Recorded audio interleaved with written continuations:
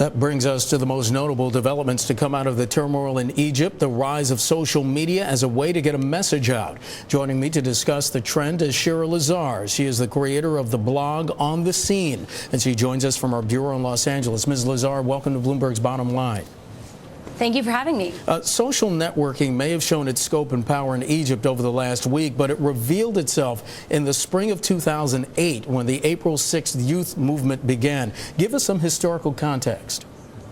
Well, yes, we saw this one in Iran, last year even, when people started posting avatars on their Twitter, and outside of Iran, U.S. supporters urging the government to step in and also urging the Iranian government to, take action after the election. But we're seeing the domino effect of what began on Facebook and on Twitter in 2008 and spread it. We saw it in Tunisia, and we saw it really in Egypt with protesters mobilizing themselves on the 25th to go and protest on the streets of Egypt. But then obviously Mubarak saw that. He thought by, switching off the internet, it would stop the protesters. If anything, that fueled the fire. And while we didn't maybe see tweets in real time from citizens as much as and from journalists, that's really when the whole world stepped in. Right. And we saw hashtag Egypt come in. And that not only urged the White House and Hillary Clinton to step up, but it definitely put pressure on the Egyptian government as well. Right. We saw Al Jazeera, even journalists. Al Jazeera was shut down, but journalists still were calling up Al Jazeera English. They were doing a live stream online that everyone was taking part of and watching.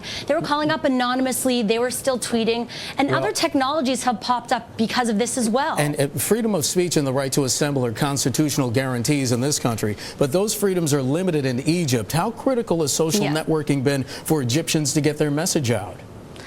Oh, it's been amazing. I mean, people are calling this obviously the Facebook, Twitter revolution. Is this a revolution? I mean, these are tools that now more and more people are using, and otherwise, the government wasn't allowing in the past. This is a dictatorship of 30 years. Citizens never had a voice like this, and social media is allowing all citizens and journalists to have a voice and be heard by the world more than ever before. These tools are extremely powerful. Well, are these sites such as Facebook the only place where Egyptians, especially opposition groups, can speak freely?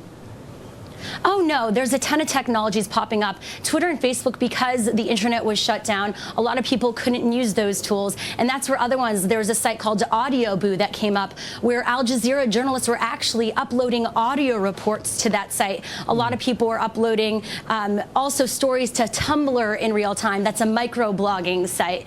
And so we're just seeing those technologies pop up. Also, Google and Twitter, two obviously mega sites, came together when they knew people couldn't reach Twitter themselves to launch Speak to Tweet, where people were given numbers, and then those voicemails were manually put on this Speak to Tweet, twitter.com/Speak to Tweet site. So we were able to communicate with people even if they were blocked out. Are these sites monitored by Egypt's information ministry?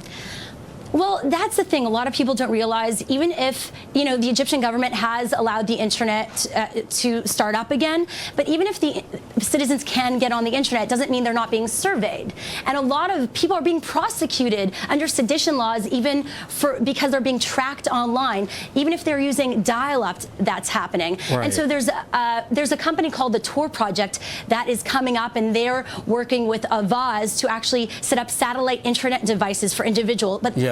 But the Tor Project is really interesting because it allows individuals to communicate anonymously online, and that's the important part here. As we see more countries like this have this interaction with their citizens over the internet, it's not going to be about allowing the internet, us to access the internet, but how anonymously we can access it. So they're not, surveying all of it, and they can't prosecute citizens, which they are doing right now. All right, Lazar, creator of the blog On the Scene, joining us from Los Angeles. Ms. Lazar, thank you so much. I appreciate it. Thank you for having me.